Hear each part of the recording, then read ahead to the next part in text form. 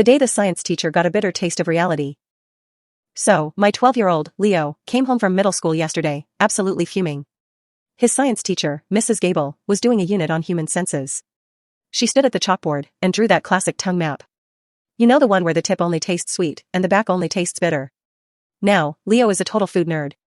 His dad is a chef, and they spend weekends experimenting with flavor profiles. So, Leo politely raises his hand and says, Mrs. Gable, that's actually a total myth. Every part of the tongue can taste every flavor. Mrs. Gable didn't even look up. She just said, Leo, I have been teaching for 25 years.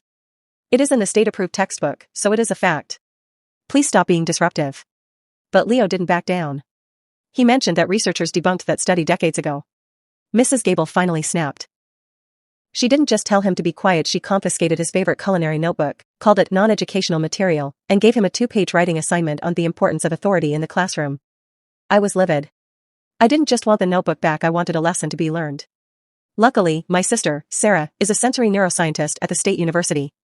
I called her up, and 3 days later we happened to drop by during their lab period. Mrs. Gable looked like she'd swallowed a lemon when Sarah walked in, wearing her full lab coat, and carrying a professional flavor testing kit. Sarah asked if she could give a guest demonstration on modern neurobiology. In front of the whole class, Sarah handed out strips of paper. She had the kids place bitter samples on the tips of their tongues, and sweet samples on the very back. The kids' faces lit up. Wait, I can taste the sugar at the back, one girl shouted. Sarah smiled, and said, exactly.